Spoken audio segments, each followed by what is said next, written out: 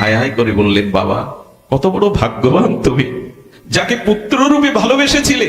এই জগতের পুত্র পিতামাতার অনেকেই মৃত্যু কামনা করে, জানেন, বুড়োটা না মরলে সম্পত্তি পাচ্ছি না, হাসপাতালের বেডে ভর্তি করে দিয়ে আসে, আর খোঁজ রাখে না।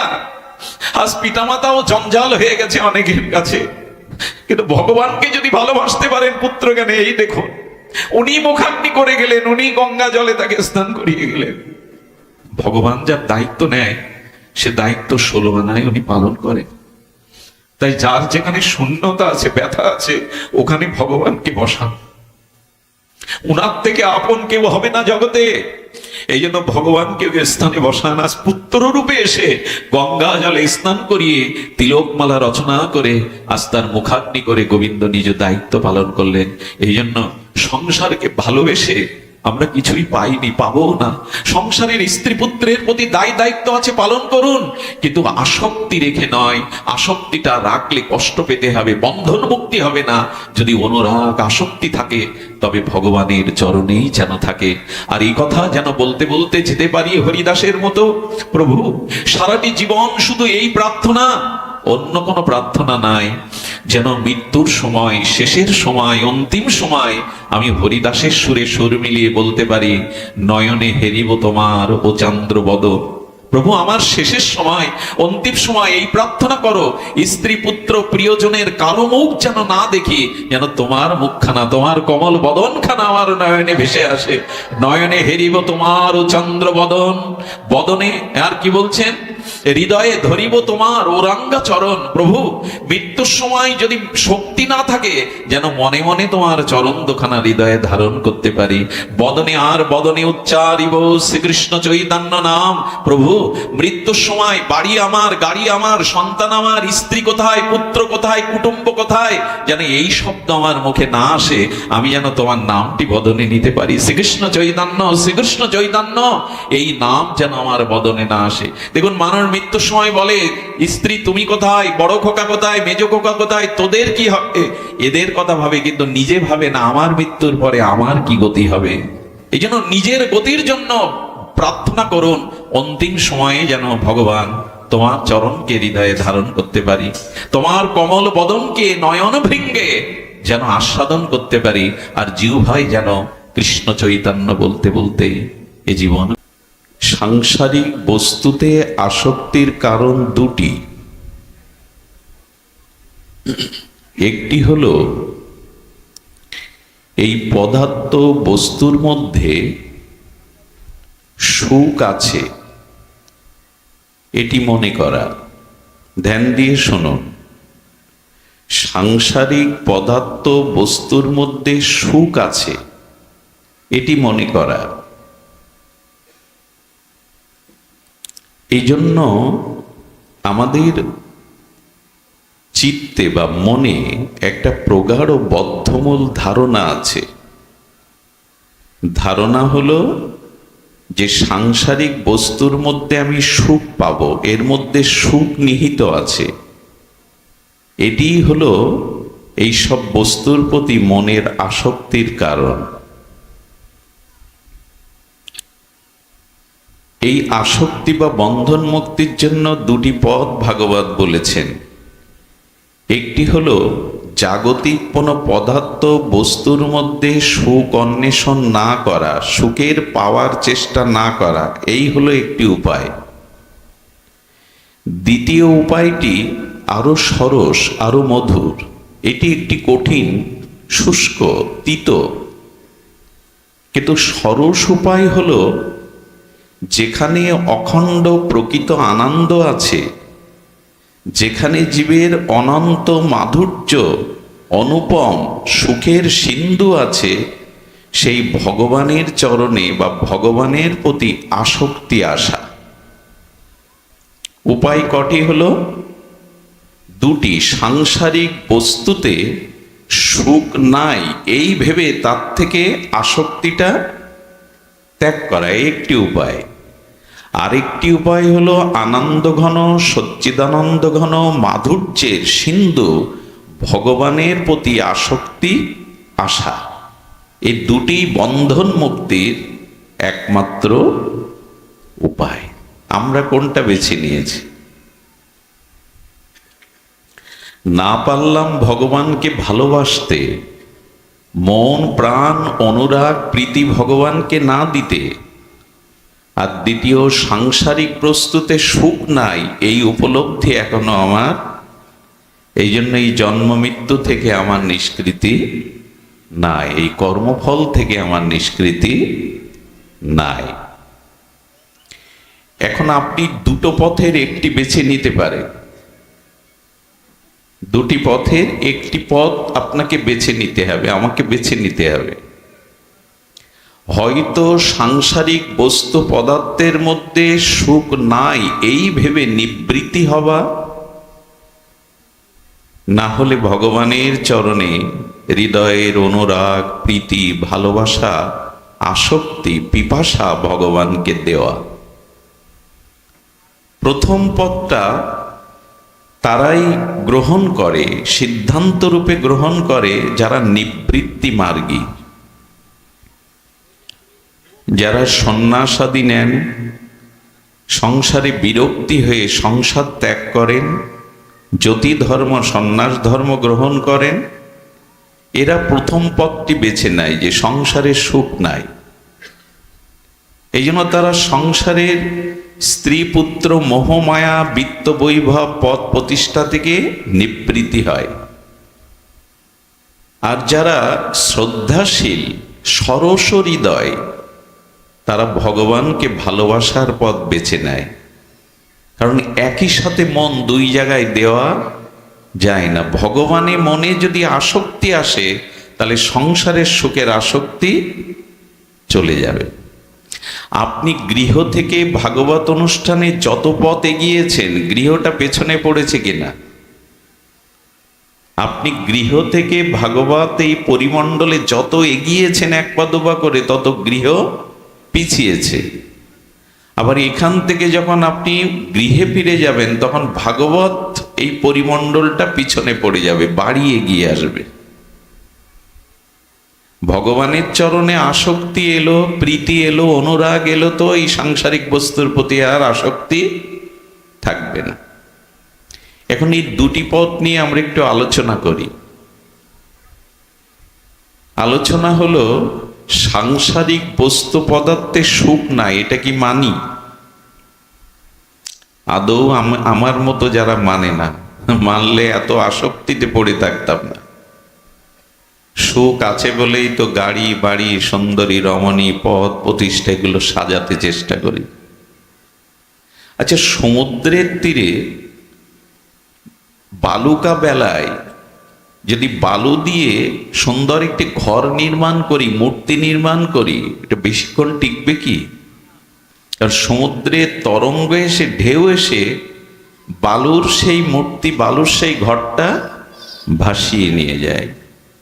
আমরাও বালুকা বেলায় সুখের ঘর তৈরির চেষ্টা করেছি সংসারে, সব ভেসে যায়, এগুলি থাকে না। সাংসারিক বস্তু পদার্থে সুখ আছে এই ধারণাটা আমার অনেক জন্ম বদ্ধমূল হয়ে আছে, এই জন্য ছাড়তে পারছি না। কত জন্ম জানা নেই, অনেক জন্মে এরকম ভেবে এসেছি যে রূপ যৌবন ভোগ বিলাস বাড়ি গাড়ি সুন্দরী রমণী এর মধ্যে সুখ আছে, এটা বদ্ধমূল হয়ে রয়ে গেছে, এই জন্য সহজে ছাড়তে পারি না।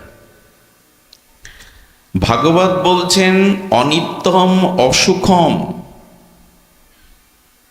কোন বস্তুতে সুখ থাকতে পারে না সংসারে, এটি মেনে নাও। মেনে নেওয়ার জন্য আচার্যরা আমাদের দৃষ্টান্ত স্থাপন করেছেন। দেখবেন কি করে একটি সারমেয় মানে কুকুর গ্রামের পথে চলতে চলতে একটা কোনো মৃত প্রাণীর হাড় দেখতে পায়। সেই হাড়টাকে সতর্ক অবস্থায় নিয়ে ও চিবাতে থাকে। ওর ধারণা এর মধ্যে মাংস এবং রক্ত আছে, ওর আস্বাদনের বিষয়। হাড়টা ও যত চিবাতে থাকে ওর গালসি ফেটে রক্ত ঝরছে লাগে, ব্যথা পায়। কিন্তু ওই নিজের রক্ত পান করে আর মনে করে এটাই এই হাড়ের মধ্যে থেকে আস্বাদনের বস্তু, রক্ত বেরোচ্ছে। সাংসারিক বস্তুতে সুখ মনে করি, আর ওইটা ধরতে গিয়ে সুখ তো পাই না, বরঞ্চ সারা জীবন জ্বলি। এর মধ্যে এমন কেউ আছেন সংসারে চিরসুখী জন? যদি বলতে পারেন আমার সংসারে আমি চিরসুখী, আমি ব্যাসপীঠ পরিত্যাগ করে আপনার চরণ সেবা করব আজীবন, কারণ আপনি বলতে পারবেন না।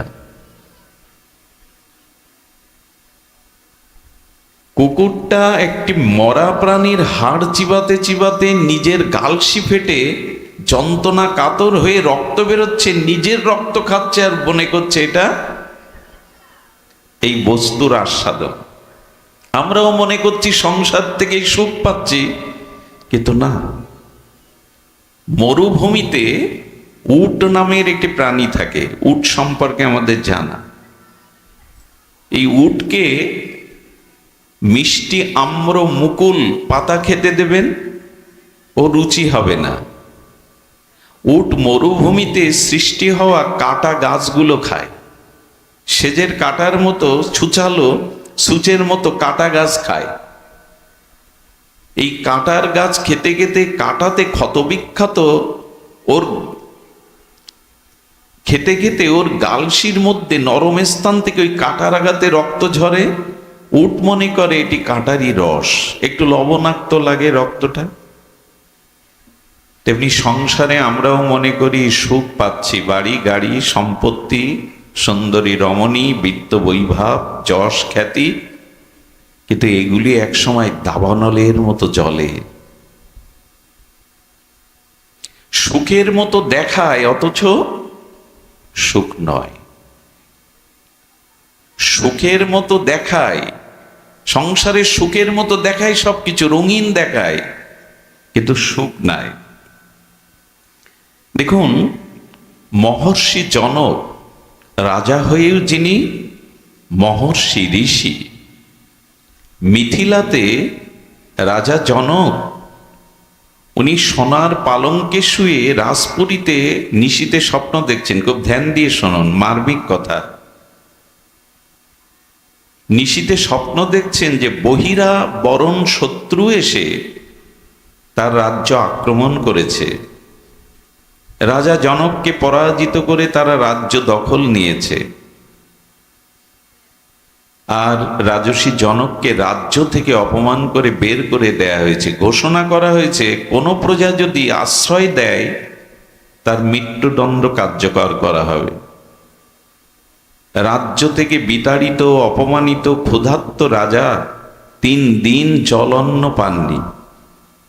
এক ছত্রে গিয়ে কিছুটা খিচুড়ি পেয়েছেন, মুখে দিতে যাবেন, চিল এসে ওনার হাত থেকে ছো মেরে ওটা ড্রেনে ফেলে দিয়ে গেল। ক্ষুধায় কাতর হয়ে ক্রন্দন করছেন, স্বপ্ন ভেঙে গেল। স্বপ্নভঙ্গের পরে উনি রানীকে ডেকে বলছেন এটা সত্য না ওটা সত্য, বারবার বলছেন। মানুষ যখন একই কথা বারবার বলে জানতে হবে তার স্মৃতিতে কোনো সমস্যা ঘটেছে। এটা সত্য না ওটা সত্য, তার মানে স্বপ্নটা সত্য না আমি জেগে দেখছি সোনার পালঙ্কে আমি এখানে শুয়ে আছি, কোনটা সত্য? এটা সত্য না ওটা সত্য। এই একই শব্দ বারবার উচ্চারণ করাতে রানী ভাবলো রাজার কোনো সমস্যা ঘটেছে। সভাসদ বিদ্গজ্জনদের ডাকলেন, মুনি ঋষিদের। ভাগ্যক্রমে সেই মুনি ঋষির সভাতে এসেছিলেন অষ্টবক্র মুনি। এনার নামটা শুনে থাকবেন, বিদগ্ধ মননশীল মুনি। এই মুনির জীবন ইতিহাস বড় বিচিত্র। অষ্টবক্র যখন মায়ের গর্ভে ওনার পিতা বেদ পাঠ করছেন, তো বেদ পাঠ করতে করতে গর্ভ থেকেই বলে উঠেছে আপনার উচ্চারণ ভ্রম হচ্ছে, সঠিক উচ্চারণ হচ্ছে না বেদের। উনি প্রথমে বুঝতে পারছেন না এই শব্দটা কোথা থেকে আসছে, এখানে তো কেউ নেই। আবার বেদ পাঠ করতে গিয়ে যখন ওনার উচ্চারণে ভ্রম হচ্ছে, আবার বলছেন যে আপনার উচ্চারণ ভ্রম হচ্ছে, যথার্থ হচ্ছে না উচ্চারণ। অষ্টবক্রের পিতা স্ত্রীকে বলছে কোথা থেকে এই শব্দ আসছে? এগুলো আমার গর্ভ থেকে, তোমার পুত্রই কথা বলছে। বলে গর্ভ থেকে এখনো ভূমিষ্ঠ হয়নি, আমার দোষ ধরছে, আর না জানি জগতে আসলেও কি ধরবে আমার। তো গর্ভেই যখন পিতার দোষ ধরছিস, যা 8 জায়গায় বাঁকা হয়ে জন্ম নে, যাতে তোকে লোকে উপহাস করে। এই জন্য অষ্টবক্র, 8টা জায়গায় অঙ্গের বাঁকা, লোকে দেখে হাসতো। কিন্তু ছিলেন যে ছেলে গর্ভ থেকে বেদের ভুল ভ্রম ধরতে পারে, সে কি সাধারণ? অষ্টবক্র এসে দাঁড়িয়েছে। রানী প্রশ্ন করছেন, জিজ্ঞাসিত হচ্ছেন যে উনি বলছেন এটা সত্য না ওটা সত্য, আপনি বলুন। রাজা স্বপ্নের বৃত্তান্ত শুনলেন রাজার মুখ থেকে অষ্টবক্রমণি।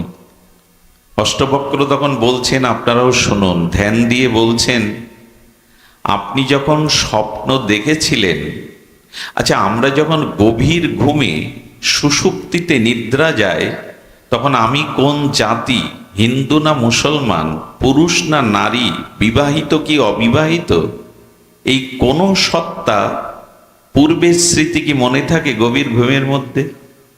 কোনো কিছুই নেই, জগৎ নেই, কে আমি আমার পরিচয় নেই, জাতির পরিচয় নেই, কোথায় আমি, ধনী আমি কি নারী আমি, পুরুষ আমি। গভীর সুষুপ্তিতে নিমগ্ন হলে এক আত্মা ছাড়া আর অন্য কিছু স্মৃতি থাকে না। এই জন্য গভীর ঘুমের মধ্যে মানুষের আত্ম সাক্ষাৎকার হয়, এই জন্য গভীর ঘুমে মানুষ সুস্থ হয়, শান্তি পায়, তখন সংসার কোনো বিষয় থাকে না। গভীর ঘুমের মধ্যে কিছুই তো নেই, এই জন্য তখন একটা অনাবিল শান্তির স্পর্শ পায়, আত্ম সাক্ষাৎকার হয়। কিন্তু দুঃখের বিষয়, এখন মানুষের গভীর ঘুম হয় না, ঘুমের বড়ি খেয়েও ঘুম হয় না। এত বিষয় চিন্তা থাকলে মানুষের গভীর ঘুম হয়? যাদের হয় তারা ভাগ্যবান। তো বলছেন, আপনি যখন স্বপ্নেতে রাজ্য হারালেন, অপমানিত হলেন, ক্ষুধাতুর হয়ে কাঁদতে লাগলেন, যখন স্বপ্ন দেখছিলেন তখন আপনি পালঙ্কে, আপনি একজন রাজা শয়ন করে আছেন সোনার পালঙ্কে, এই স্মৃতি ছিল? বলো না, ওই স্মৃতি ছিল। আর যে যখন স্বপ্নভঙ্গ হয়ে উঠে দেখলেন আপনি পালঙ্কে শুয়ে আছেন, তখন স্বপ্নের স্মৃতি ছিল? বলো না, তখন স্বপ্ন ছিল না, তখন সত্য, এই আমি পালঙ্কে শুয়ে আছি এটা ছিল। তার মানে স্বপ্ন যখন দেখছিলেন মনে হয়েছিল স্বপ্নটা সত্যি, তখন আপনি যে সোনার পালঙ্কের রাজ্যে আছেন তখন এই স্মৃতি ছিল না। আর যখন স্বপ্ন ভেঙে গেল তখন দেখছেন আপনি পালঙ্কের মধ্যে আছে, এটাই সত্য, ওটার স্মৃতি আপনার কাছে আর তখন নাই। তার মানে রাজা, দুটোই স্বপ্ন, জগৎটাও স্বপ্ন, স্বপ্নটাই স্বপ্ন। কিন্তু স্বপ্নের মধ্যে বাস্তবতাটা ছিল না, আর জেগে উঠে বাস্তবতার মধ্যে স্বপ্নটাও তখন, কারণ ওই ব্যথা ওই যন্ত্রণা নেই, তখন দেখছি আমি তো পালঙ্কেই আছি। কিন্তু একটি বিষয় ছিল, সেটা হলো আপনি ছিলেন। স্বপ্নের মধ্যেও আপনার সত্তা ছিল, স্বপ্ন ভঙ্গের পরেও আপনি আছেন, বদলাননি, কিন্তু ওই দুটো নাই। আমার বলবার অভিপ্রায় হলো, এই জগৎটা স্বপ্নের মতো। বুঝতে পারি না কেন? মায়া বুঝতে দেয় না। এই যে সুখ আছে, এটি মায়া সুখের মতো করে দেখায়, ওই সুখ ধরতে যায়, পায় না।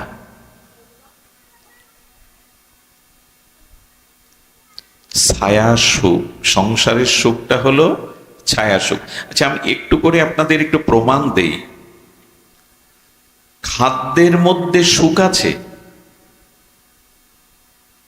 আমরা যে আমাদের আস্বাদ্য এবং আমাদের রুচিকর যে খাদ্যগুলো খাই, খাদ্যের মধ্যে কি সুখ আছে? খুব ধ্যান দিয়ে শুনতে হবে। আমার ক্ষুধা লেগেছে, আমি উপাদেয় খাদ্য সম্ভার সামনে পেলাম, এটাতে সুখ হয় কিনা? হয়, অবশ্যই হয়। এবং আমি ওই খাদ্য খেয়ে আমার ক্ষুধা নিবৃত্তি হলো। খাদ্যতে সুখ আছে মনে করে ক্ষুধা নিবৃত্তির জন্য খাদ্য গ্রহণ করে ক্ষুধা চলে গেল, একটা স্বস্তি, একটা সুখ পেলাম।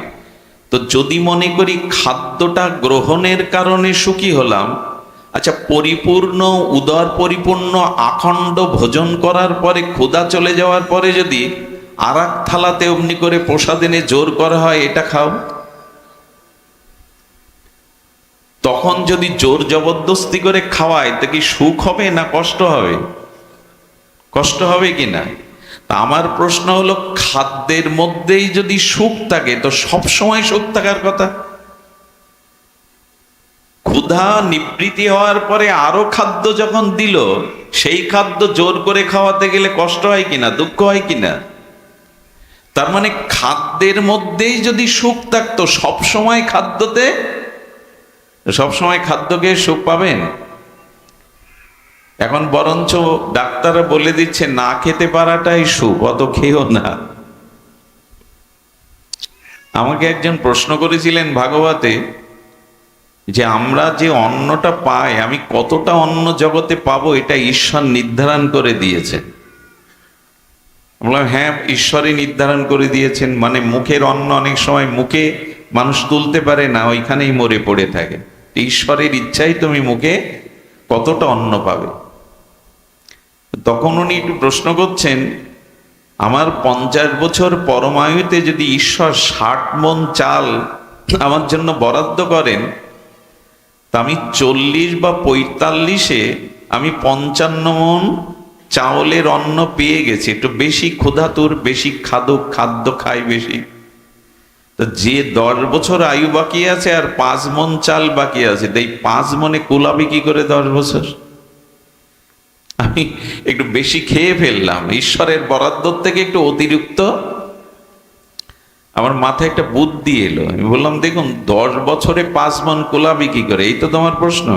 বলে ঈশ্বর তোমার ডায়াবেটিস দিয়ে দেবে, আর ডাক্তারের দ্বারা বলাবে 1 কাপ চাউলের ভাত, তাও এক বেলা, ওই 5 মণেই 10 বছর কাটাতে হবে তোমায়।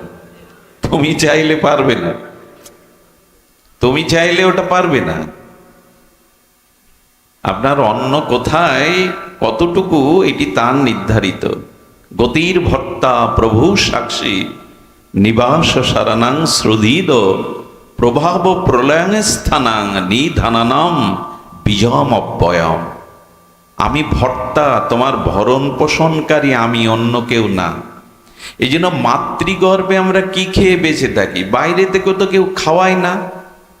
মায়ের গর্ভের মধ্যে, ওই জলাশয়ের মধ্যে, মলমূত্রের দ্বারের মধ্যে মুখে কিছু গেলে আমি মরে যেতাম। মায়ের নাড়ির সাথে আমার নাড়িটা খাদ্য সংযোজন হয়, মুখে কিছু নিতে পারি না আমি। ঈশ্বর এমন করে বাঁচিয়ে রাখেন 10টা মাস ওর মধ্যে, উনি ভর্তা বলেই পারেন। এই জন্য ভরণ পোষণকারী উনি, আমি কর্তা নই। তো খাদ্যটার মধ্যে সুখ থাকলে 24 ঘন্টা একজন খাদককে খেতে বললে সে খেতে সুখ পাবে না, বরঞ্চ জোর করলে আরো কষ্ট হবে তার। তার মানে খাদ্যে সুখ নাই। সুখটা আসে কোথা থেকে? শুনুন তাহলে, এই যে ক্ষুধাটা লেগেছিল, এই ক্ষুধাটা লাগে কেন মানুষের? আত্মা আছে তাই। মরা মানুষের ক্ষুধা লাগে তো, মরা মানুষের চুল নখ বাড়ে তো, মরা মানুষ ঘুম থেকে ওঠে তো, এই কিছুই মরা মানুষের মধ্যে থাকে না। আত্মা নেই তো তার কোথায় ঘুম, কোথায় জাগরণ, কোথায় ক্ষুধা? তার মানে আত্মাটা আছে তাই ক্ষুধাটা জাগছে। আর পরমাত্মা রূপী আত্মার পরাবস্থা ভগবান খাদ্যেরও জোগাড় করেছেন। ওই আত্মা আছে তাই ক্ষুধাটা আত্মা থেকে জাগছে। ওই আত্মার ক্ষুধা জাগাতে, আত্মা আছে তাই ক্ষুধা জাগলো, আর ক্ষুধার কিছুটা অন্ন পেলেন, বস্তু পেলেন, তাতে আত্মার একটু প্রসন্নতা এলো। এই আত্মার প্রসন্নতাটাই হলো সুখ। খাদ্যে সুখ আমি বোঝাতে পারলাম না আপনাদের। আত্মা না থাকলে ওই মানুষের গালে ভালো ভালো, মরা মানুষের গালে দিয়ে দিন, পুষ্পন্ন দিয়ে দিন, খেতে পারবে? আত্মাটার সুখটাই খাদ্যের মধ্যে দেখছি। ক্ষুধা চলে গেল তার মধ্যে দেখছি। আসলে একটি সোনার হার স্নান করছিলেন নদীর পাশে রেখে একজন, পাখিটা সোনার হার নিয়ে উড়াল দিল। সোনার মূল্যবান হারটা পাওয়ার জন্য ও ছুটছে, ছুটতে ছুটতে দেখে স্বচ্ছ জলের মধ্যে হাড়টা পড়ে আছে। হাড়টা তোলবার দেখতে পাচ্ছে হাড়, 1 ঘন্টা ধরে চেষ্টা করছে, জল নড়ে উঠছে, হাড় পাচ্ছে না। আসলে হাড়টা ওখানে নেই, নদীর তীরে গাছের ওপরে হাড়টা বাঁধিয়ে রেখে গেছে পাখি। স্বচ্ছ জলে তার ছবিটা পড়েছে, ওইখানেই হার মনে করে খুঁজতে চেষ্টা করছে, পাবে তো। তেমনি আত্মাতেই সুখ আছে, কোনো বস্তুর মধ্যে সুখ নাই। কিন্তু আত্মসুখটা আমি বস্তুর মধ্যে দেখছি, এটাই আমার ভ্রম। বোঝা যায়? আমরা আর বুঝেছি। কারণ মৃত মানুষ, জগতের কোনো পদার্থ তাকে দিলে সুখ পাবে? মৃত মানুষকে আপনি খাদ্য দেন, সুন্দরী রমণী নেন, টাকা পয়সা, সোনা। আচ্ছা, মেয়ের বিবাহের জন্য 20 ভরি অলংকার গড়ানো হয়েছে, হাতের কানের কত অলংকার। সকালবেলা মেয়েটা মারা গেল, আজ বিয়ে, তো পিতামাতা ওই অলংকার পরিয়ে সুখ পাবে তো মেয়েটার কানের হাতের দিয়ে? ওই মেয়ে তো, ওর জন্যই তৈরি করা। বোঝা যায়? আজকে ওর বিবাহ বলে পিতামাতা ওর জন্যই তো অলংকারগুলো বানিয়েছে। তো মেয়েটা মারা গেলেও তো তোমাদের মেয়ে, হাতটা তো আছে, কানটা তো আছে, গলা তো আছে, পরাও। পরাবে কি? বরঞ্চ থাকলে খুলে নেবে। কারণ আত্মা না থাকলে, দেহ থাকলে, সোনা থাকলে, সোনা পরার মানুষটা থাকলে সুখ পাবে না। হাতটা তো পচে গলে যাবে, ওই হাতে আর সোনার অলংকার মানাবে না। অলংকারে সুখ না আত্মাতে সুখ? ঘুমালে হবে না, খুব ধ্যান দিতে হবে। দার্শনিক কথা তো, আত্মাতে সুখ না ওই অলংকারে সুখ। আত্মা নেই বিধায় ওকে অলংকার পরিয়ে সুখ পাবে না। দেখছেন যে অলংকারে সুখ, বেশ অলংকারটার পরে মনে হচ্ছে বেশ মানিয়েছে আমাকে, আয়নায় বারবার দেখছি। সুখটা আত্মাতে, কোনো বস্তুতে নাই। আচ্ছা, আর একটা দৃষ্টান্ত নিন। চোখে ঘুম আসলে কিন্তু আমার কষ্ট হবে। আমি কাল সারা রাত জেগেছি, 12 ঘন্টা রাতে 1 সেকেন্ড ঘুমাইনি। আমি যদি পারি জাগতে, আপনাদের জাগতে হবে, ঘুমটা এড়িয়ে যান। দ্বিতীয়ত, সুখ আমরা রূপের মধ্যে খুঁজি। বাবার ঘুম আসছে, চোখে জল দিয়ে নিন। জয় শ্রী রাধে। আমি এমন জায়গায় বসেছি, আপনাদের সবাইকে আমি দেখতে পাচ্ছি। এই জন্য একটু জেগে থাকুন, জেগে থাকাটাই ধর্ম। ঘুম জীবনের অর্ধেক সময় তো ঘুমেই কাটাই আমরা, জীবনের অর্ধেক সময় ঘুমেই কাটায়। আজকে জেগে থাকুন। সোতে সোতে কিয়া করো ভাই, ওঠো জাগো ভজ মোরার, এই সাদিন আয়েগা লম্বা পা নাহি পাসার। তুলসীদাস গোস্বামী রামচরিত মানসে বলছেন, আজ ঘুমিয়ে কি করবে, আজ ওঠো জাগো, হরি কথা শোনো। একদিন এমন একটা ঘুম আসছে যেদিন জগতে সবাই ডাকলেও তোমার ঘুম আর ভাঙবে না। ওদিন নিশ্চিন্তে ঘুমাও, ওই দিন ঘুমাও, কেউ তোমাকে ডাকবে না। আজ জেগে থাকো, ওই দিন তোমার ঘুম আর কেউ ভাঙাবে না। আর একটা জিনিস বলি, হরিকথাতে ঘুম আসা যদি অভ্যাস হয়ে যায় তো বসবেন ঘুমে। অভ্যাস এমন জিনিস, হরিকথাতে জেগে থাকবেন, কারণ মায়া আসে, এসে ঘাড়ে বসে, হরিকথা শুনতে দেবে না বলে। আর রাধারানী চাই তুমি হৃদয়ে আমাকে রেখে হরিকথা শোনো। এবার আসি, রূপের মধ্যে সুখ আছে কিনা। এই রূপ নিয়েই তো জগৎ পাগল, তাই তো? রূপের মধ্যে সুখ আছে কিনা, সৌন্দর্য আছে কিনা, এই সৌন্দর্যের পাগল আমরা। যেমন প্রদীপের শিখার সৌন্দর্য দেখে অন্ধকারের কীটগুলো, পতঙ্গগুলো সুখ পাবে বলে, ওই অগ্নির শিখার রূপজ্যোতিতে সুখ পাবে বলে কীট পতঙ্গ এসে ঝাঁপ দিয়ে পুড়ে মারে। আমরাও রূপের নেশায় একরকম পাগল। সৌন্দর্যটা কি রূপে আছে? শুনুন তাহলে, সৌন্দর্যটা আমরা কল্পনা করি, সৌন্দর্য কোনো রূপে নেই। আচ্ছা, ভারতবর্ষের বা আমাদের বাংলাতে যার গাত্রের রং গৌর বরণ, পরিষ্কার, তাকে মান্যতা বেশি দেয়া হয় কি না? যার গায়ের রং পরিষ্কার তাকে সুন্দরী বা সুন্দর রূপে বেশি করে প্রাধান্য দেয়া হয়। এটা আমাদের আঞ্চলিক একটা রীতি। কিন্তু জানেন, দক্ষিণ আফ্রিকায় যে যত নিগুড় কালো হবে তাকে তত বেশি সুন্দরী বলা হবে। সুন্দরের সংজ্ঞাটা এক এক জায়গায়, এটা কল্পনা মাত্র যে কালো হলেই সে সুন্দরী না, পরিষ্কার হলেই সুন্দরী, এটা আমাদের কল্পনা। রূপে নাই, কালোতে বা পরিষ্কারে সুখ নাই। আচ্ছা, চীন দেশে এক সময়, চায়নাতে, সেই রমণীর বেশি মর্যাদা সুন্দরী বলে অভিহিত করা হতো যে রমণীর পা ছোট, চরণ ছোট ছোট, সেই রমণী চীন বা চায়নাতে তাদের সুন্দরী বলা হতো। তো জন্মের পর মেয়ের পায়ে লোহার জুতো দিয়ে রেখে দিত যাতে পাটা ছোট থাকে। বলুন তো, আমরা সুন্দর করে পারফিউম ইত্যাদি মেখে বিউটি পার্লার থেকে মোটামুটি সাজতে পারলে সুন্দর মনে করি।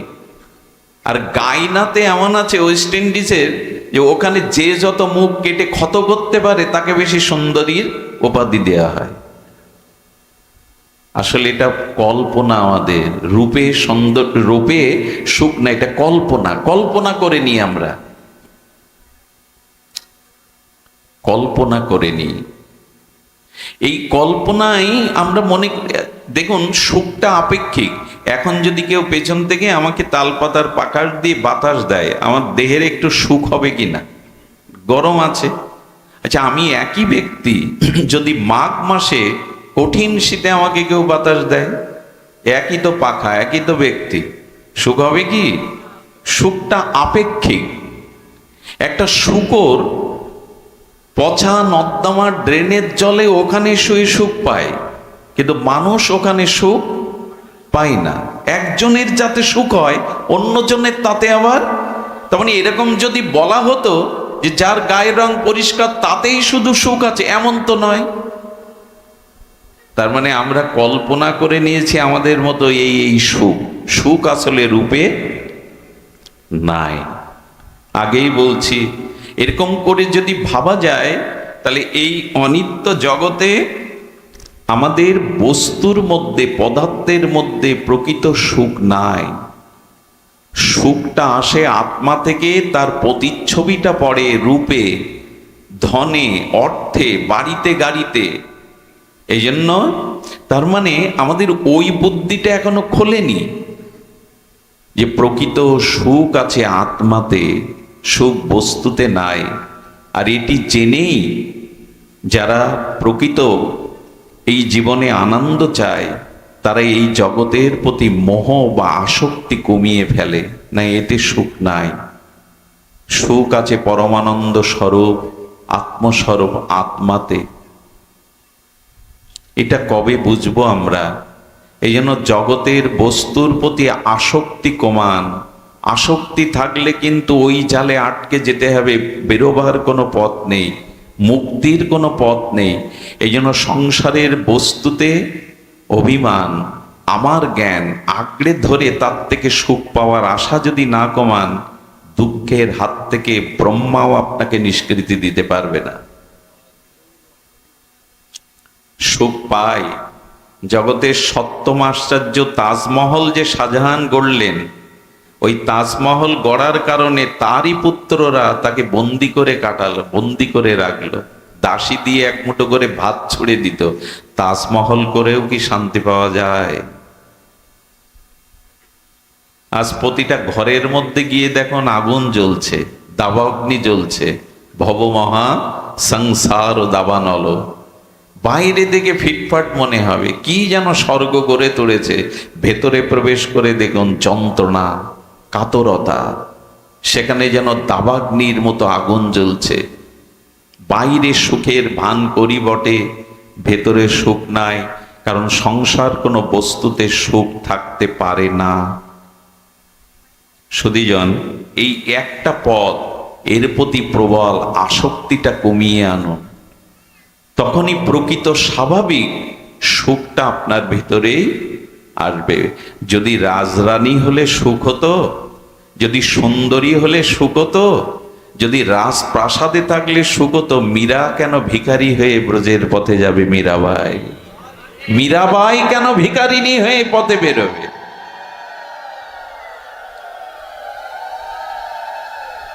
আমরা কীর্তন শুনি, পালা কীর্তন শুনি, পদ কীর্তন শুনি, জগৎ শেঠ, লালাবাবু সব ছেড়ে চলে গেলেন। আর মাথা দুলায়, বেশ ভালো লাগে।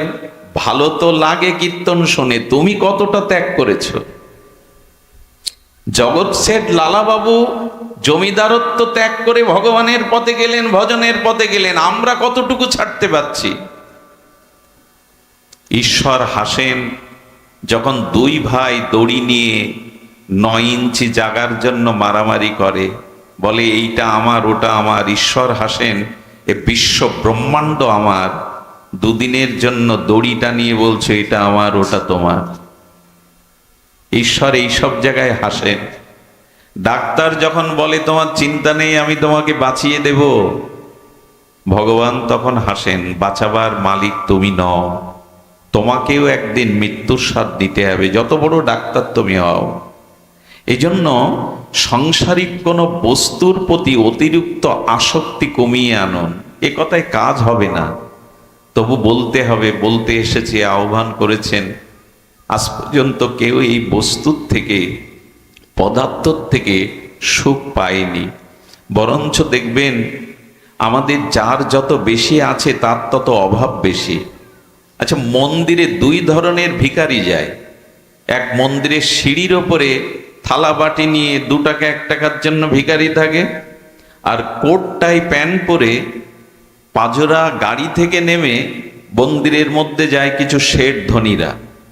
এ বলছে আমাকে 2 টাকা দিন, 5 টাকা দিন। ওকে 10 টাকা দিলে ও খুশি হয়ে হেসে দেয়, অনেক পেয়েছি। কিন্তু যে কোট টাই প্যান্ট পরে রাধা মাধবের মন্দিরে গিয়ে বলছে, প্রভু ওই 10 বিঘে জমির মামলাটা যেন রায় আমার দিকে আসে, প্রভু এই কোটিপতি যেন আরো 1 কোটি যেন আরো 2 কোটিতে যায়। আমার মনে হয় যার চাওয়া বেশি সেই তো বড় ভিখারি। এ 10 টাকা পেলে সন্তুষ্ট হয়, কিন্তু কোটি না পেলে, কোট টাই প্যান্ট পরা যার চাওয়া আছে, ক্ষুধা আছে, ইনি বড় ভিখারি। যার যত বেশি চাওয়া সে তত বেশি অভাবী। যে যত চায় এই জগতে, আর অভাব থাকলেই তো সুখ হবে না, যে বস্তুতে অভাব বোধ হবে। এই জন্য ঈশ্বরের কাছে কৃতজ্ঞতা থাকুন, প্রভু যেভাবে রেখেছো, যেমন রেখেছো আমি তাতেই খুশি, এটাই তোমার কৃপা। নূতন করে যেন আর কামনা বাসনার সংখ্যা না বাড়াতে যায়, নূতন করে যেন আর কামনা বাসনার সংখ্যা না বাড়াতে যায়। এই হলো একটি পথ। দেখুন এগুলি কেন বলছি একটু ধ্যান দিন।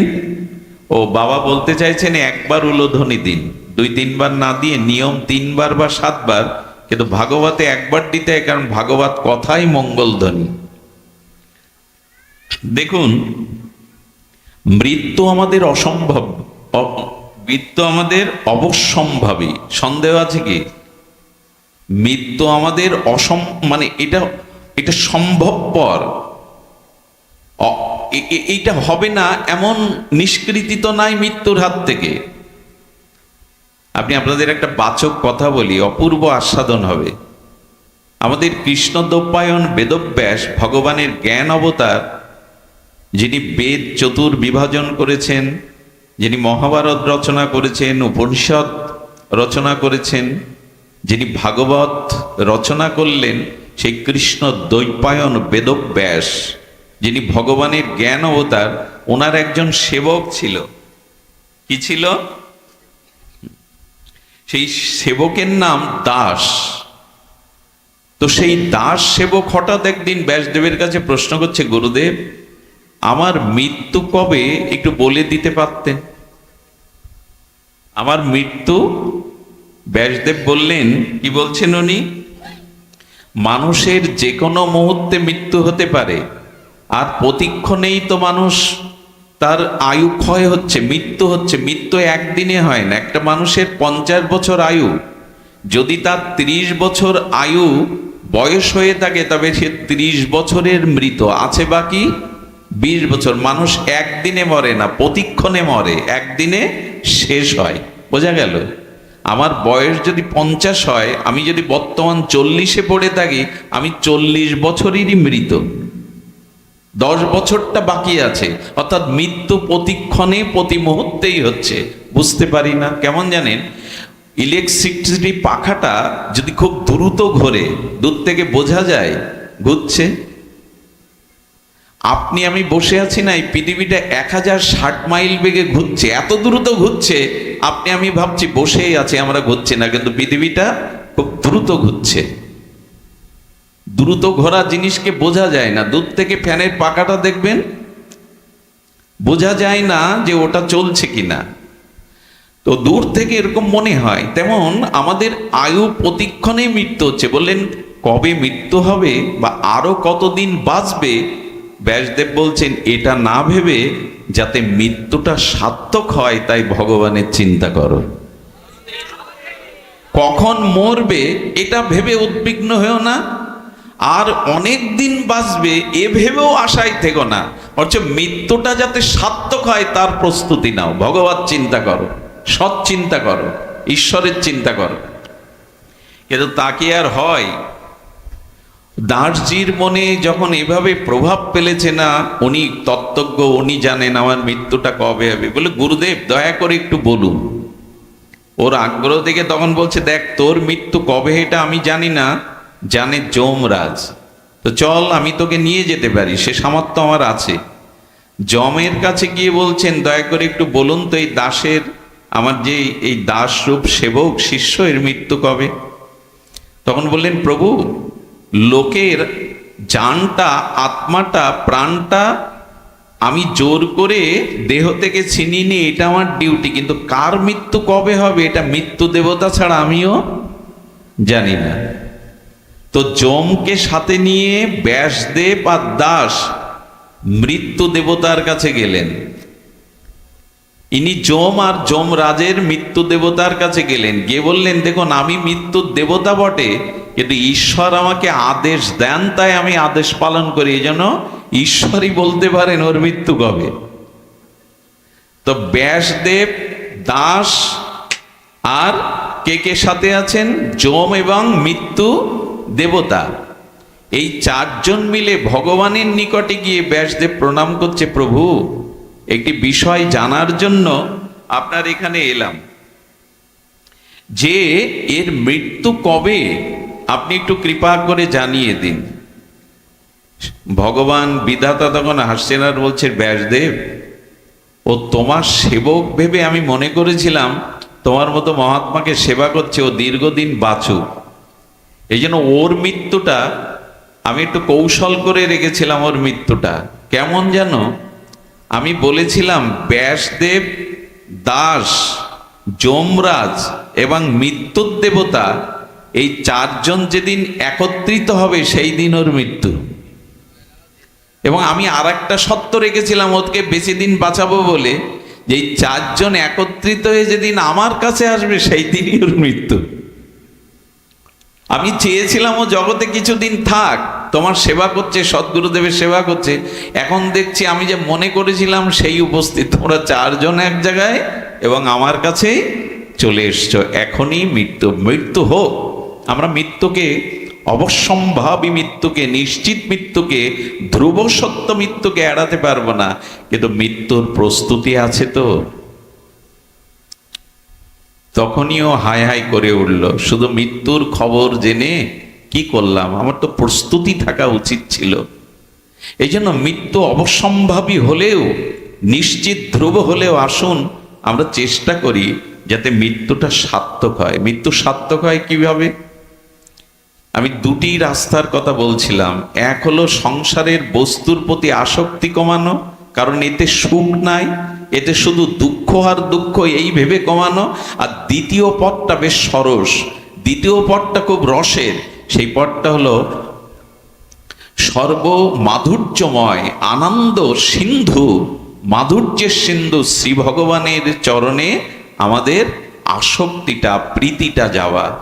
এই জন্য ভগবানের চরণে আমাদের আসক্তি আসতে হবে, ভগবানের চরণে আমাদের প্রীতি আসতে হবে। তাকে যদি ভালোবাসা যায় তবে তার কৃপায় এই মোহ আসক্তি দূর হবে।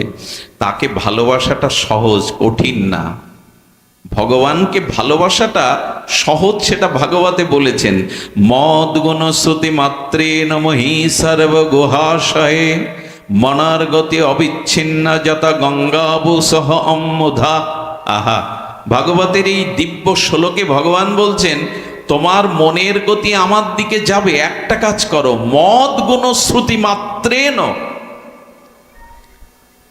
আমার গুণগাতা ভক্তমুখে শ্রবণ করো, তাহলে আমার প্রতি তোমার মনের গতি চলে যাবে। ভক্তমুখে আমার নাম রূপ মহিমা শ্রবণ করো। আচ্ছা, পৃথিবীতে সব থেকে বেশি শক্তিশালী কি? শব্দ। পৃথিবীর সব থেকে বেশি শক্তিশালী কি? বন্দুক কামান নয়, পৃথিবীর সব থেকে বেশি শক্তিশালী হলো শব্দ। এই জন্য শব্দকে ব্রহ্ম বলে, শব্দকে ব্রহ্ম বলে। দেখুন শব্দের শক্তিটা একটু বলি, শব্দই ব্রহ্ম, শব্দই শক্তি। আপনারা জানেন কোন দেশের স্বাধীনতা আন্দোলনে একটা শব্দ ব্যবহার হয়, যেমন ভারতবর্ষ স্বাধীনতা হয়েছিল বন্দে মাতারাম এই শব্দটার দ্বারা, এবং বিপ্লবীরা দেশ মাতাকে মুক্ত করবার জন্য এই শব্দটার জন্য বুলেট বুকে পেতে দিয়েছিলেন, শুধু একটা শব্দ। আমাদের এই বাংলাদেশ স্বাধীনতায় একটা শব্দ প্রয়োগ হয়। শব্দই যে শক্তি সেটা আমরা অনুভব করি। আচ্ছা, অনুভব করি কিনা দেখুন, আপনাকে আমি মুখের দুটো বাক্য বলবো, অর্থাৎ গালি বা আপনাকে অপমানসূচক কথা বলবো, এতে আপনার রক্ত উঠে যায় কেন, মাথায় প্রেশার বেড়ে যায় কেন? শব্দই তো বললাম। আপনার মস্তিষ্ক গরম হয়ে গেল, আপনি ক্ষিপ্র হয়ে গেলেন, আপনার ভিতর প্রেশার বেড়ে গেল, কারণ আমি অপমানজনক দুটো কথা আপনাকে বলেছি। শব্দের শক্তি না থাকলে আপনার রক্ত চাঙ্গা করে দিতে পারে, আপনাকে অস্থির করে দিতে পারে, ক্রোধান্বিত করে দিতে পারে। ক্রোধটা আসে তো শব্দ থেকে। আবার দুটো প্রশংসা বাক্য যদি কাউকে বলেন, স্তুতি করেন, সে দেখবেন প্রফুল্ল হয়ে আপনার প্রতি অত্যন্ত প্রসন্ন। আমি শব্দের শক্তি বললাম কেন জানেন? আমাদের শরীরের সমস্ত অঙ্গ প্রত্যঙ্গ গড়তে গিয়ে হাড় বা শিরার ব্যবহার করা হয়েছে, কিন্তু জিহ্বায় হাড় আছে?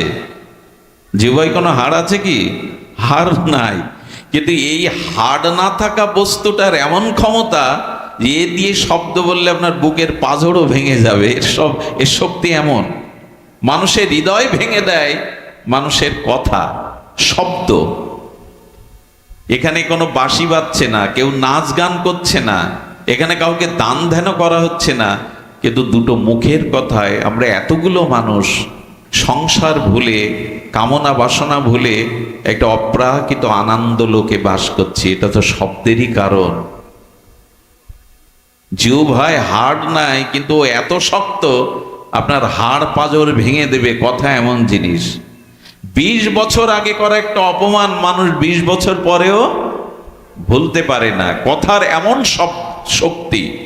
এই জন্য বলছেন এই কথার মধ্যে আবার সর্বোত্তম শক্তি হলো হরি কথায়, ভগবত কথায়।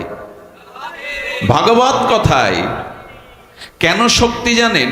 যার টাকা নাই, নির্ধনী, সে যদি টাকা টাকা করে 10 বছর জপ করে, ওই জপে টাকা পাবে? পাবে কি? তাহলে কেউ নির্ধনী থাকতো না। কারো পিপাসা লেগেছে, সে যদি জল জল বলে সারা রাত জপ করে, পিপাসা মিটবে? ওই জল শব্দের মধ্যে তার পিপাসা মিটাবার শক্তি আছে? সন্দেশ সন্দেশ বললে জিহ্বায় মিষ্টতা আসবে? আসবে না, কারণ ওই শব্দগুলোর মধ্যে ওই বস্তুর অভাব আছে। কিন্তু কৃষ্ণ বললে, হরি বললে, ওর মধ্যে হরি পাওয়া যাবে, ওর মধ্যে আনন্দ পাওয়া যাবে। কারণ টাকা শব্দের মধ্যে টাকা নাই, জল শব্দের মধ্যে জল তৃষ্ণা নিবারণকারী শক্তি নাই, কিন্তু হরির শব্দের মধ্যে, কৃষ্ণ শব্দের মধ্যেই কৃষ্ণ আছে। এই জন্য বলবো যে ভাগবত শ্রবণ করতে হবে। ভগবানের নাম রূপ লীলা শুদ্ধ ভক্তের মুখে, অনুরাগীর মুখে শ্রবণ করতে হবে। ওই শক্তি হৃদয়ে গেলে আপনার মনের গতি ভগবানে নিয়ে যাবে, নিয়ে যাবে। অনেকটা ট্রেনের ইঞ্জিনটা, প্রথম ইঞ্জিনের বগিটা যেদিকে যায় পেছনের আর 50টা বগি যায় কিনা, অতগুলো মানুষ চলে যাচ্ছে। তেমনি আপনার মনের গতি ভগবানের দিকে যাবেই যাবে যদি ভগবত কথা হরি মদ গুণ শ্রুতি মাত্রেন। যদি আপনার কর্ণ দিয়ে ভগবানের নাম রূপ লীলা কথা প্রবেশ করে, আপনার মনের গতি ছুটবে। নদী যেমন বহুদূর সাগরে গিয়ে মিশে, না হলে তার শান্তি নাই, তেমন হরি কথা কর্ণ দিয়ে গেলে আপনার মনের গতি ভগবানের দিকে যাবেই যাবে।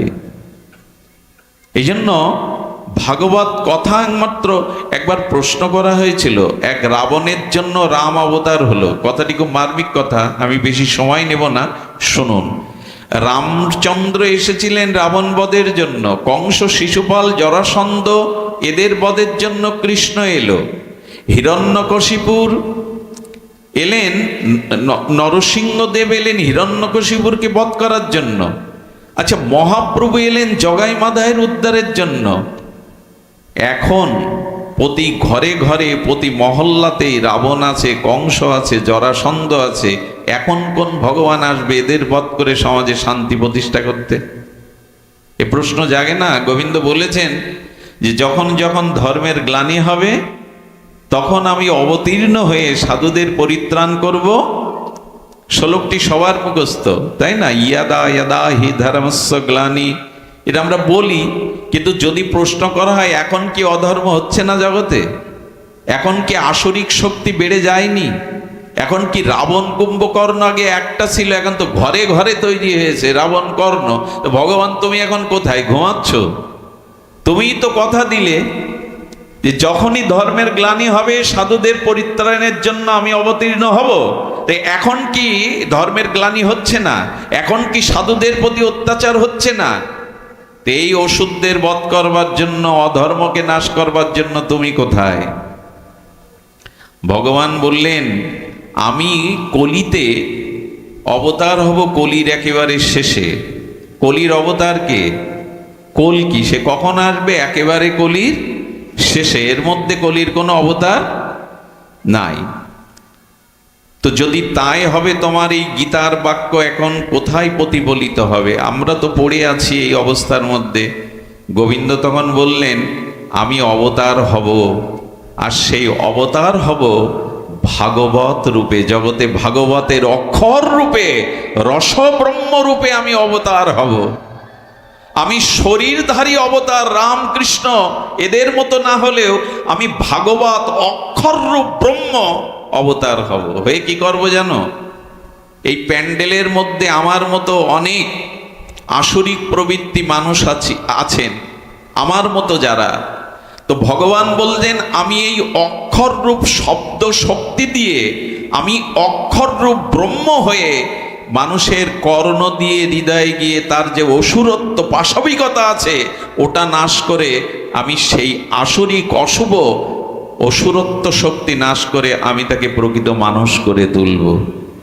আমি জানি না শ্রীকৃষ্ণ কটা অসুর বধ করেছেন, কিন্তু কৃষ্ণ লীলা ভাগবত শুনে কত অসুর যে মানুষ হয়ে গেছে এটা এই ছোট্ট জীবনে আমি অনেক দেখেছি। কত রাবণ, কত কংস যে মানুষ হয়ে ভগবতের পথে এলো এটা আমি এই জীবনেই দেখেছি, ভাগবত শুনে, ভাগবত শ্রবণ করে। এই জন্য গোবিন্দ এবার শব্দ ব্রহ্মরূপী ভাগবত রূপী অবতীর্ণ হয়েছেন। এই শব্দাবলী হৃদয়ে গেলে মানুষের পশুত্ব চলে যাবে, অসুরত্ব চলে যাবে। দেখুন না, এখানে আমরা একত্রিত বসেছি, এখন আমাদের মধ্যে কোনো বিজাতীয় ভাবনা আসছে না। এর কারণ ভাগবত অক্ষর রূপে আপনার মধ্যে প্রবেশ করছে শক্তি রূপে।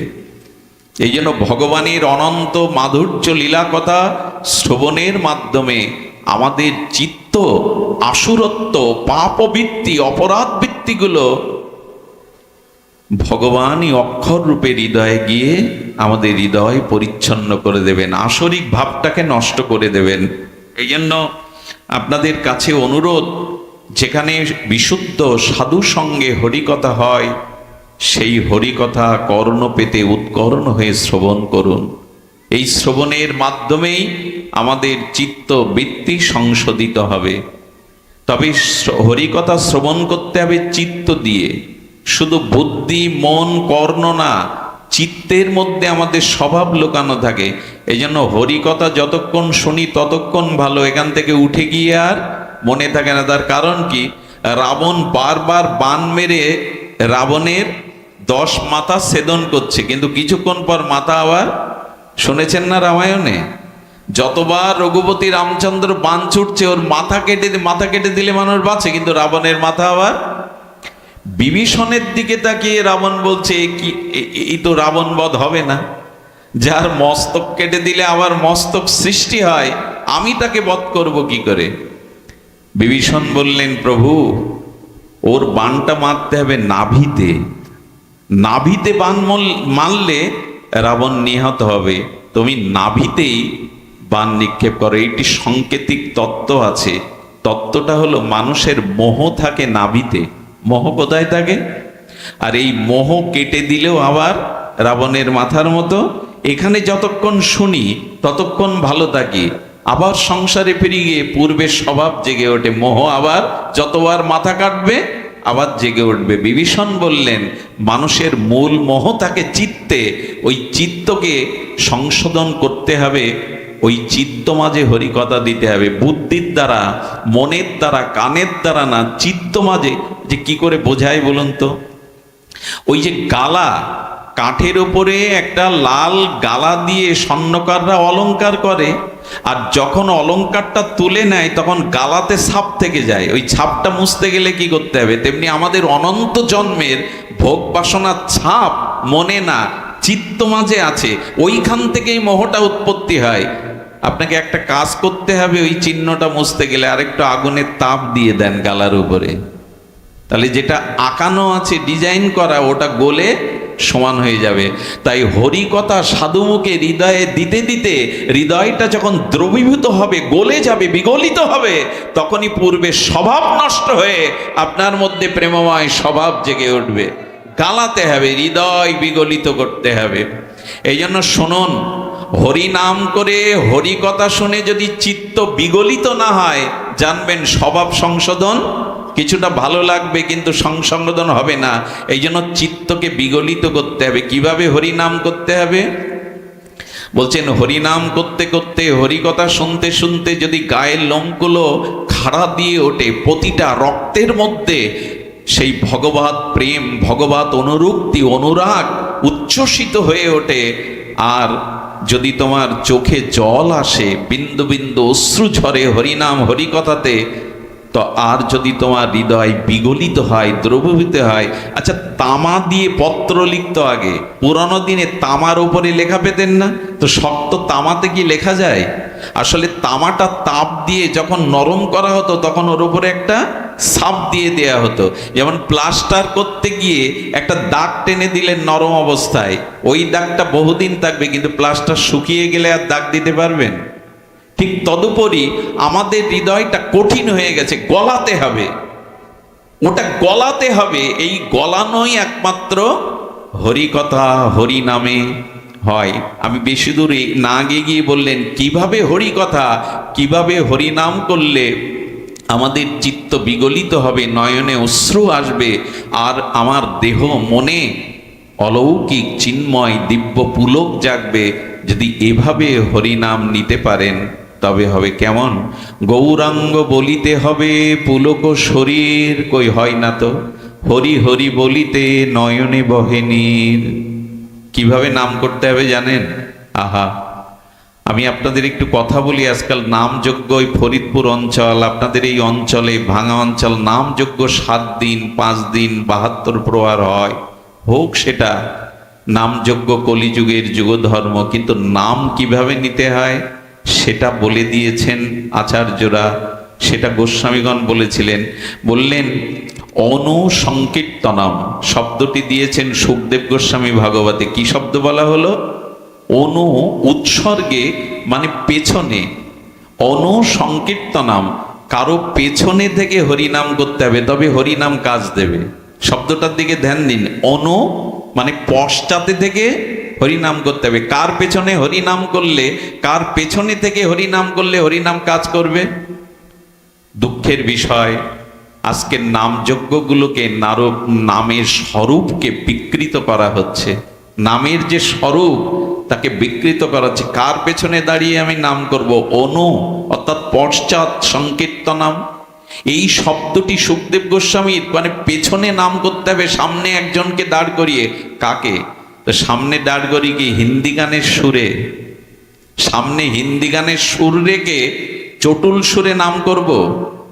পাকিস্তানের কাওয়ালির সুরে নাম করব? এইগুলোই তো চলছে এখন নামের আসরে,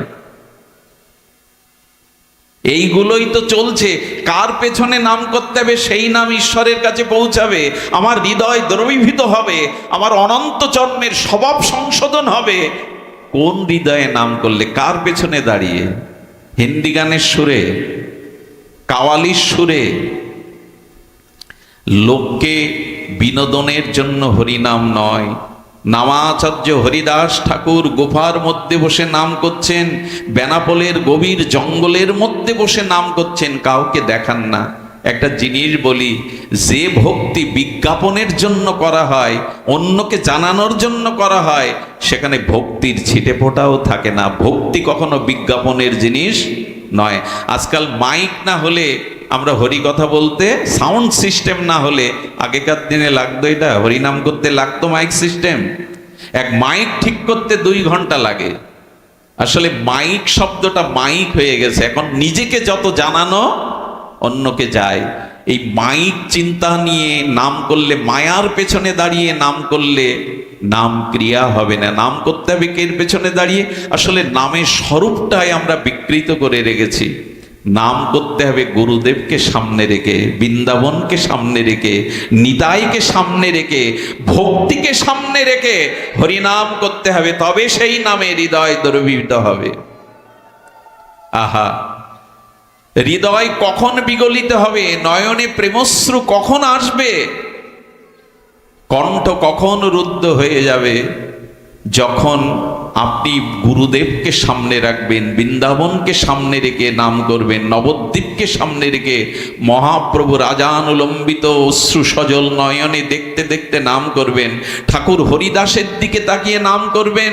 লোকের মনোরঞ্জনের জন্য নয়, লোকের কাছে যশ খ্যাতির জন্য, নিজের বিজ্ঞাপন প্রচারের জন্য নয়। অনেকেই হরিনামে নৃত্য করে ভগবানের সামনে। কেউ যদি ভগবানকে আনন্দ দানের জন্য নৃত্যকীর্ত করে, ভগবান তার কাছে বিক্রি হয়ে যায়। কিন্তু আমরাও তো নাচি, ভগবান কেন প্রেম দেন না? বলে নৃত্য করবার সময় লক্ষ্য রাখতে হবে, আমার এই নৃত্য কীর্তনের দ্বারা হরি প্রসন্ন হচ্ছে কিনা। আমরা নৃত্য করি ভগবানকে প্রসন্ন করার জন্য, না ক্যামেরার দিকে দৃষ্টি ফেরানোর জন্য? ক্যামেরা আমার দিকে যেই পড়লো আমি নাচতে শুরু করলাম, তার মানে আমার নৃত্যটা যাতে প্রচার হয়ে যায়। কি ভগবানকে আনন্দ দেওয়ার নৃত্য? আমার কথা কি বোঝা যায়? অনেকেই আগে মোবাইল আলাদা সেট করে রাখে নাচের আগে, যে এটা তুলে নাও, ছেড়ে দাও। এ নৃত্য কি ভগবানকে আনন্দ দেওয়ার জন্য, না আপনার প্রচারের জন্য?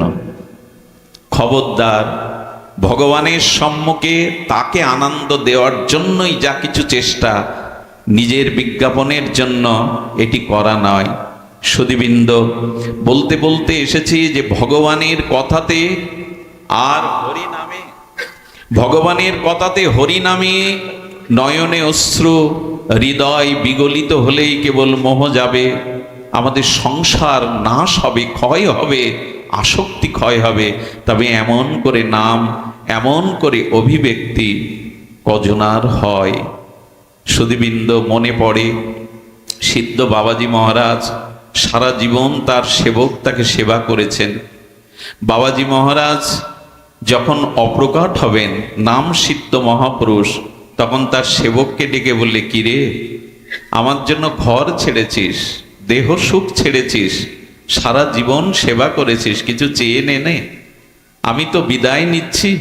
শোন, আমি তোকে স্বর্গ দিতে পারি, বৈকুণ্ঠ দিতে পারি, এই আশ্রমের তোর পদ প্রতিষ্ঠা সব দিতে পারি, বল কি চাই? শিষ্যটি সরল হয়ে বললেন, প্রভু, আমি যা চাইবো আপনি তা দেবেন না আমায়। বললেন, সারাটা জীবন আমার জন্য বিলিয়ে দিয়েছিস, আমি দেব, চেয়ে নে। বললেন, আমার মাথায় হাত দিন, আমি যা চাইবো দেবেন। বলে, তোর বিশ্বাস এলো না? আমি তোকে দিতে পারি, তোর বিশ্বাস? আচ্ছা ঠিক আছে, আমি কথা দিলাম। অনেকক্ষণ নীরব হয়ে গেছেন, চোখ দুটো ছলছল হয়ে গেছে। বললেন তবে দিন। আমি ছোটবেলা থেকে দেখেছি, আপনি যখন নিতাই বলেন, গৌর বলেন, তখন আপনার নয়ন দিয়ে প্রেমশ্রু বিগলিত হয়ে আপনার বুক ভেসে যায়। আমাকে ওইটাই দিন, আমি যেন নিতাই বললে, গৌর বললে চোখে জল আসে। আমি যখনই নিতাই বলবো, গৌর বলবো, যেন আমার চোখে প্রেমশ্রু বিগলিত হয়, আমার হৃদয় দ্রবীভূত হয়। আমাকে এই দিন। বাবাজি মহারাজ নীরব হয়ে তাকিয়ে আছে, মুখে কোনো কথা নেই। অনেকক্ষণ পর একটা নিঃশ্বাস ছেড়ে বলল, রে, আমার যা কিছু সম্পদ সব চেয়ে নিলি, আমার যা কিছু ছিল তুই নিয়ে নিলি, যা। আজ থেকে নিতাই বললে তোর চোখেও প্রেমাশ্রু আসবে, বিগলিত হবে হৃদয়। সেই থেকে উনি যখনই নিতাই বলতেন, গৌর বলতেন, ওনার নয়ন দিয়ে পিস্কারির ন্যায় গদগদ কণ্ঠে, রুদ্ধ কণ্ঠে এমনি করে প্রেমাশ্রু ভেসে যেত। এই জন্য হরি হরি বলিতে নয়নে বহে নীর। কবে তোমার জন্য আমার হৃদয় দ্রবীভূত হবে, কবে তোমার জন্য আমার চোখে দুপোটা প্রেমশ্রু আসবে। চোখের জল সংসারের জন্য ফেলে কোনো লাভ নেই, কেউ মূল্য দেয় না। চোখের জল যদি ফেলতেই হয়, গোপনে ভগবানের চরণে ফেলুন, এটির অনেক শক্তি। ভগবানের জন্য হা কৃষ্ণ বলে কাঁদুন, এ অনেক বুকটা হালকা হয়ে যাবে, অনন্ত জন্মের স্বভাব শোধন হয়ে যাবে। এই জন্য নবদ্বীপ লীলাতে, গৌর লীলাতে দেখেছি আমরা, মহাপ্রভু নিজে কাঁদছেন, আর কাঁদতে কাঁদতে জলযন্ত্র পিস্কারির ন্যায় মহাপ্রভুর পাশে যারা থাকতেন তারা স্নান হয়ে যেতেন, এত কাঁদতেন প্রভু। কান্নাটাই সার করে গৌর এসেছিলেন, বিষ্ণুপ্রিয়া দেবী এসেছিলেন, সচিমা এসেছিলেন। এ জগতে আমরা সংসারের জন্য ঘটি ঘটি কাঁদি, স্ত্রী পুত্র বিপদ রোগ শোকের জন্য। ভগবান বলে কবে কাঁদতে শিখব, গৌর বলে কবে কাঁদতে শিখব? এই জন্য ভগবানের কাছে প্রার্থনা করুন, ভগবানের কাছে প্রার্থনা করুন, প্রভু পাথরের বুক চিরে, মর্মর কঠিন পাথরের বুক চিরে ঝর্ণা ঝরে, আমার বুকটা কি পাথরের থেকে কঠিন, যেখানে ভগবানের নামে চোখে জল ঝরে না? পাথরের মর্মর শক্ত পাথর ভেদ করে ঝর্ণা বেরোয়। আমি কি এতই অপরাধী যে কৃষ্ণ বললে আমার হৃদয় গলে না, নয়নে অশ্রু আসে না?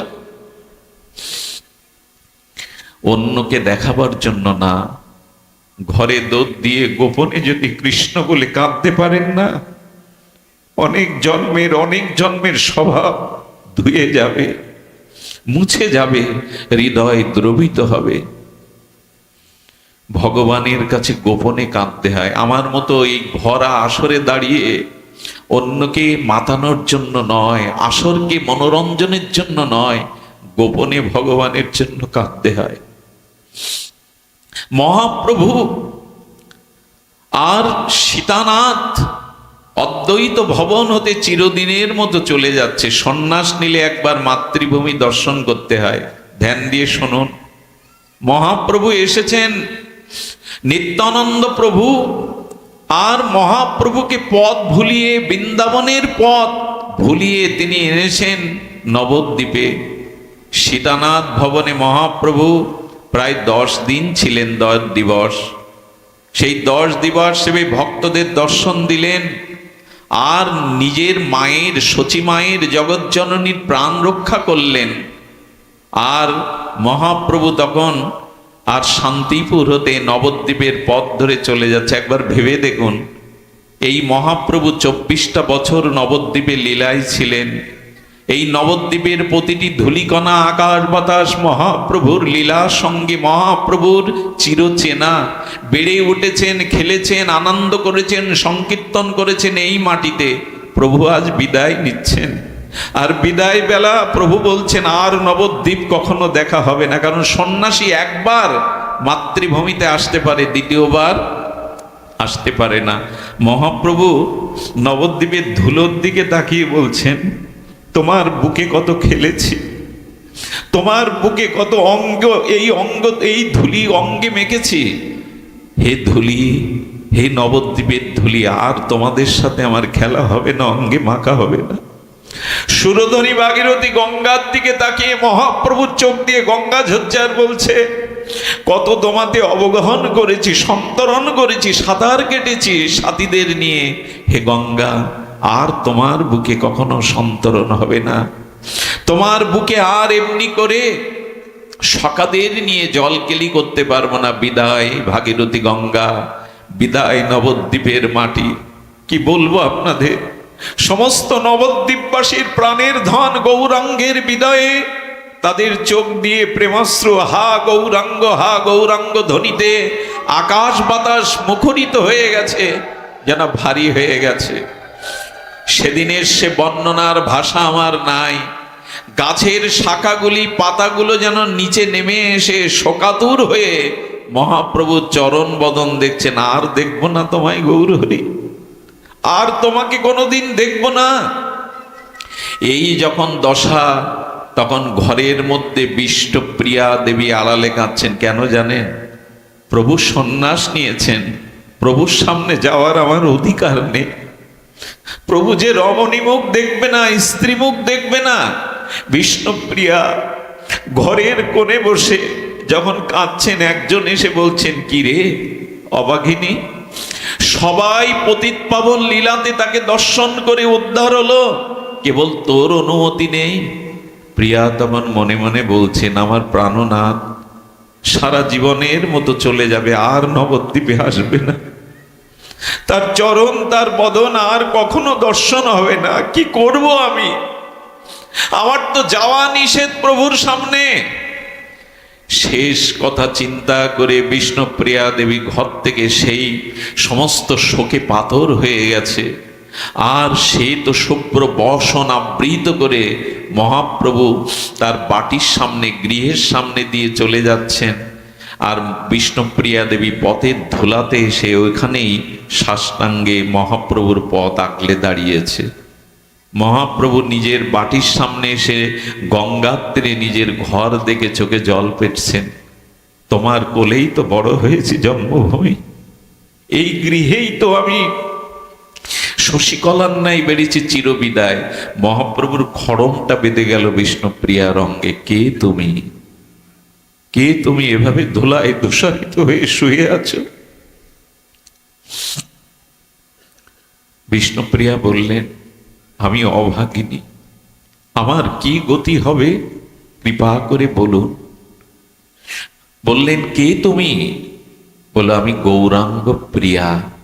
মহাপ্রভু বললেন, না, তুমি কৃষ্ণ প্রিয়া হও, তুমি কৃষ্ণ প্রিয়া, বিষ্ণু প্রিয়া হও।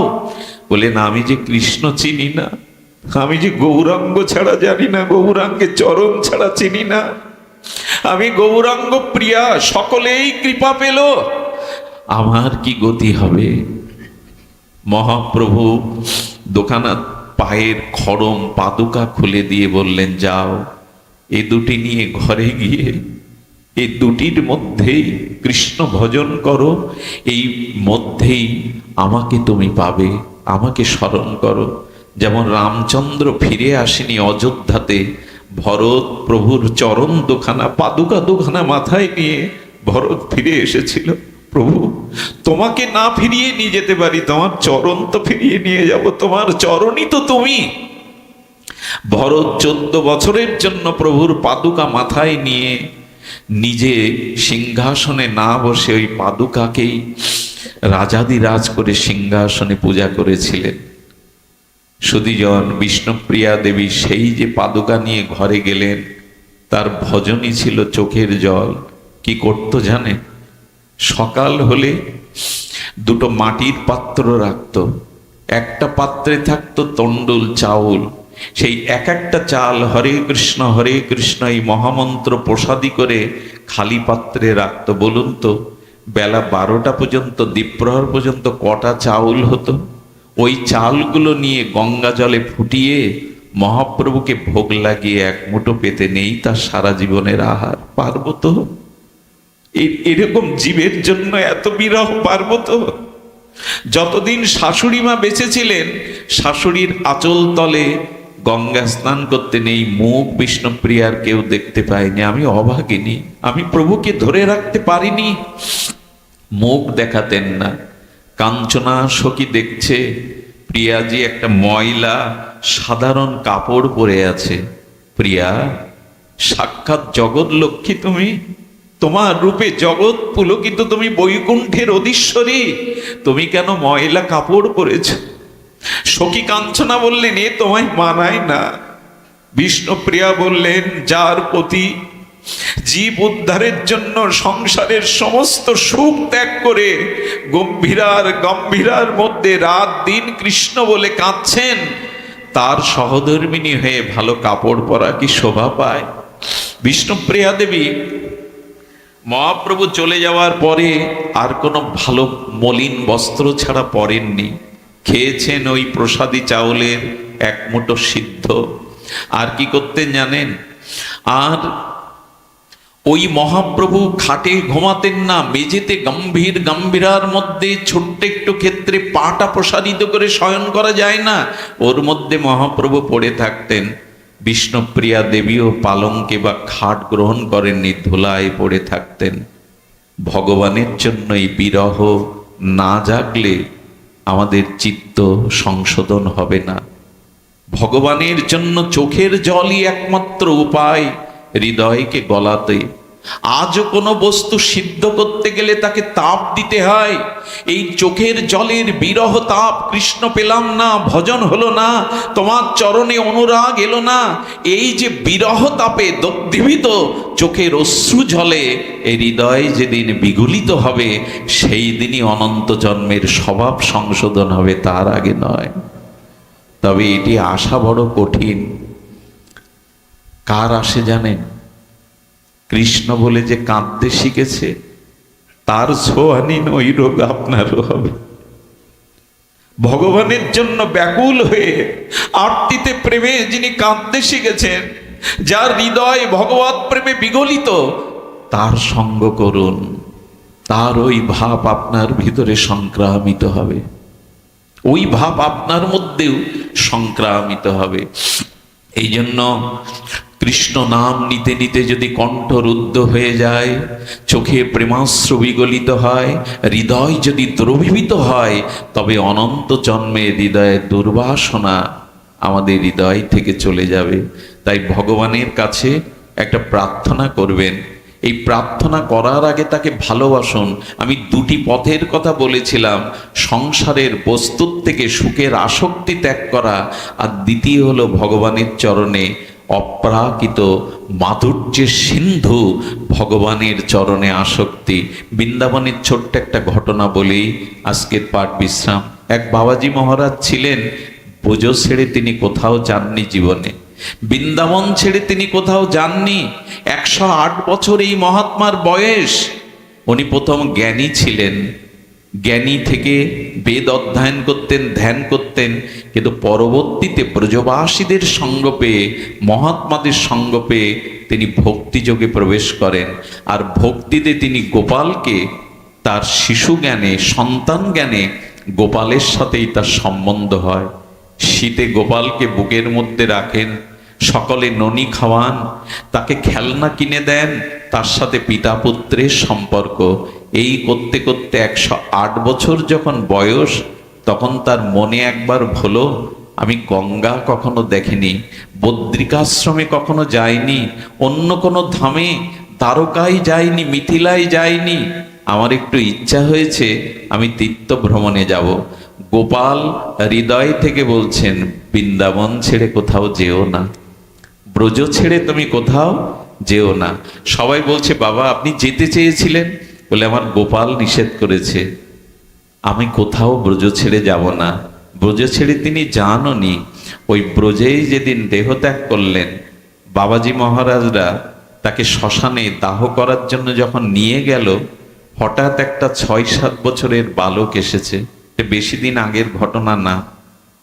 এসে বললেন, উনি আমার পিতা হন, উনি আমার পিতা হন, আমি ওনার সন্তান।